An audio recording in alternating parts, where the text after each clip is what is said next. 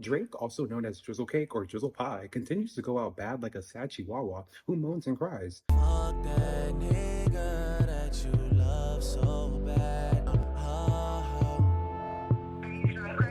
Because apparently Drizzle Cake got back into his pajama clothes last weekend at a party in Toronto where he was in a room full of all his real friends, where ironically is dressing in the same outfits that Kendrick hates, including this irrelevant Blackberry clip to his waist that actually resembles the relevancy of his own hip-hop career.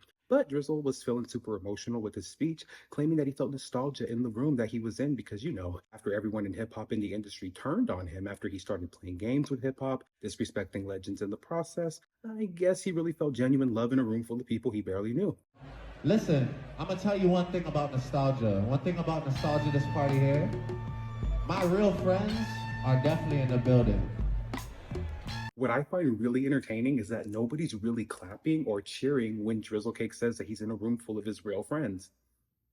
I'm sure they're probably thinking I've never met you in my life, but let's continue.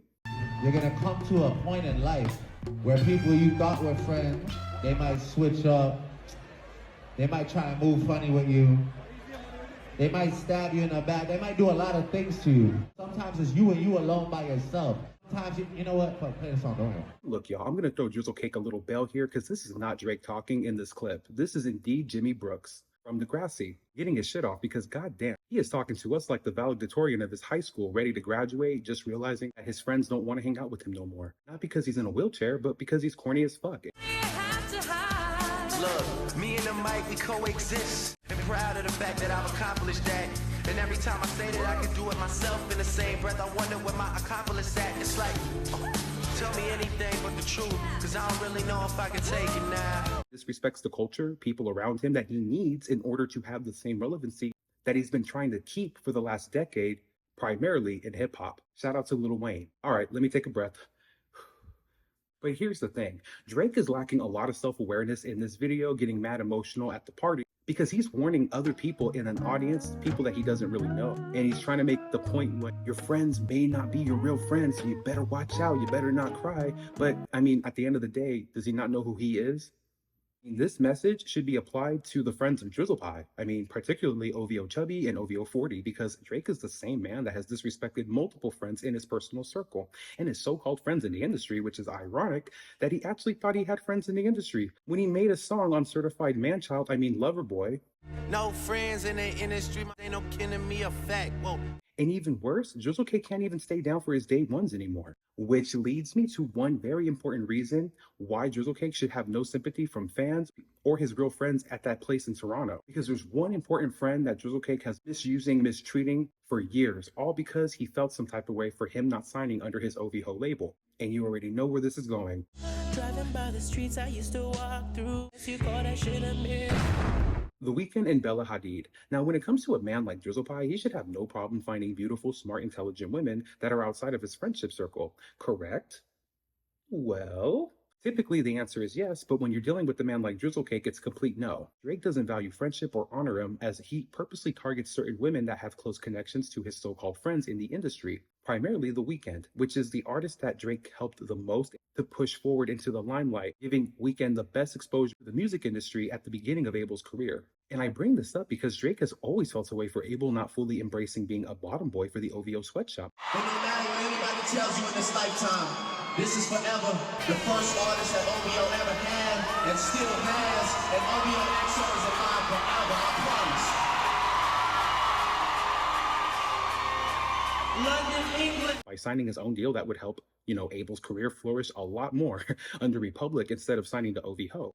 And the best way to repay your frenemy is to sleep with one of his longtime on and off girlfriends, Bella Hadid, which again, there are plenty of models in the sea. Don't understand why it had to be that mermaid. That's the toxic game that Drizzle Cake plays. And like Kendrick said, he doesn't even like women. He's popping ass with them. I mean, when we don't see it, it's important to know that The Weeknd was in a pretty bad financial situation and living situation in his life when Drake's team had connected with him. So I do understand that Drizzle Cake has always felt that Abel owes him some loyalty to a fault. But for any grown man to think another grown man should be at their beck and call every single time and bend on their knees because you did them a favor nearly 15 years ago, it's literally Drake saying, I'm a pimp and Weeknd, you're my bitch. And Abel is not a bitch. So when we're comparing the two, rough, Drizzle Cake, you are the doggy. And let's be real honest, Weeknd over time has become a much more respected and relevant artist compared to Drizzle Cake, post working with Drake in the music industry. Because outside of Drizzle Cake and Weeknd's relationship, Abel has dropped projects like Kissland, Beauty Behind the Madness, and of course Starboy. Abel wasn't just getting the respect and relevancy in hip hop, because he's not really a hip hop artist. He was getting respect in hip hop though, by collaborating with other talented rappers like Kendrick Lamar, Nicki Minaj, Future. He definitely has a catalog with hip hop, but it doesn't just fall with Drake. I think Drake honestly thinks without his little drizzle on Abel's discography that Abel's nothing. And he shows it by disrespecting their friendship in this type of way. And to bring it back home, as I mentioned, more relevant and respected than Drizzle Cake, he is, which is a big reason why Abel has to deal with this emotional ass rapper in his pajama clothes. No matter what, Drake is never going to get over the fact that Abel was under his little wing like a Red Bull, but Abel didn't want to be under another man's label. And he made the greatest decision because at the end of the day, Drake has to look back on how he fucked up. He should have never thought that he was going to be a gatekeeper to The Weeknd. And by getting at him more, you decide to get at his girlfriend, Bella Hadid, who, whether they're on and off, still mad disrespectful. And Weeknd made it clear to respond to you in his song Lost in the Fire, which is a fire-ass record, literally, in the music video, fire everywhere. And I just want a baby with the right one, 'cause I can never be the one to hype one. Sophie knows better as your baby mother. Cleaned her up for IG, but the stench is on her. You are hiding a child. Let that boy come home. Oh, please. And Drake would have had some relevancy or respect with his own catalog that's mainly pop if he just stuck to focusing on the genre that loved him the most, which is pop. I mean, now you're trying to take hip hop culture and claim it as your own for over a decade. You should have stuck to your pop and R&B lane. Drizzle Pie never learns from his lessons when it comes to the massive L's that he has taken in hip hop. Prime example of him continuing to sneak diss rappers and fans, which Kendrick made clear he can't stand, because when he takes flight, it's direct. But again, we do expect the same man who wears rap as a joke on his workout shirt with no muscles and his eyes closed like a sleeping beauty bitch to take the hip hop genre serious? I never did, but some people out there like Maul really did. It really breaks my heart. And let's not forget, just back in July, everyone's favorite squirrel, Ovi Hoedemics, was claiming that Drizzle Cake was getting ready for a sneak diss towards Kendrick, in that he didn't know how it was going to play out and how Drizzle Cake was going to get his ghostwriters to write it for him, but it was going to be crazy nonetheless. You know, sneak this in time. Like, it's never over. But I can't wait to hear the first sneak this Drake got that's dissing Kendrick, how he positions it. That's going to be interesting. How does he position it? Pause. Extra pause.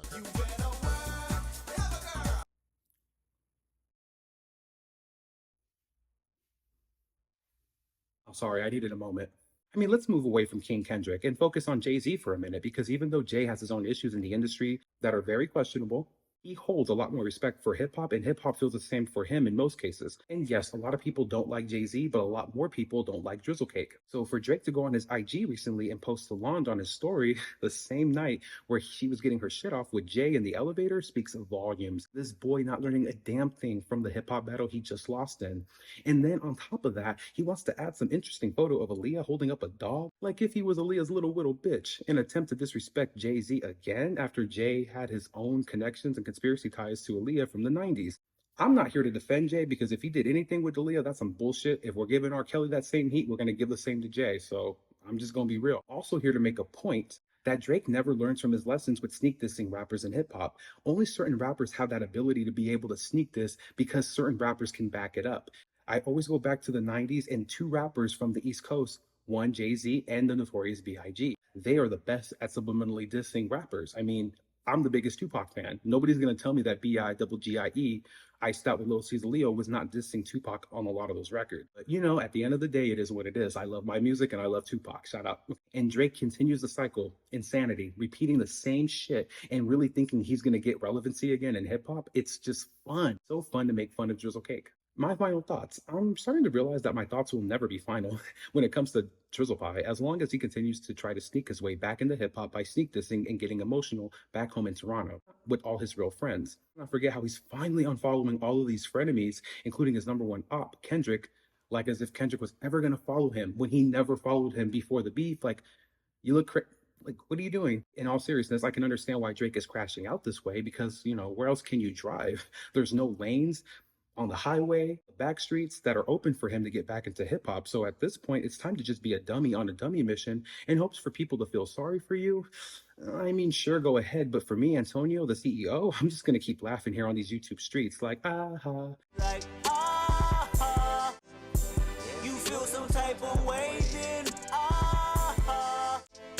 you so much for watching, and comment below on what you think of the situation between Drizzle Cake and all his real friends in Toronto. Do you feel a little bit bad for him? While there are reasons to feel bad, like I mentioned on my channel, there is no love lost for Drizzle Pie. He has disrespected hip hop, a lot of people in hip hop, disrespected legends like Pac, that I will never slide for, not just Kendrick, right?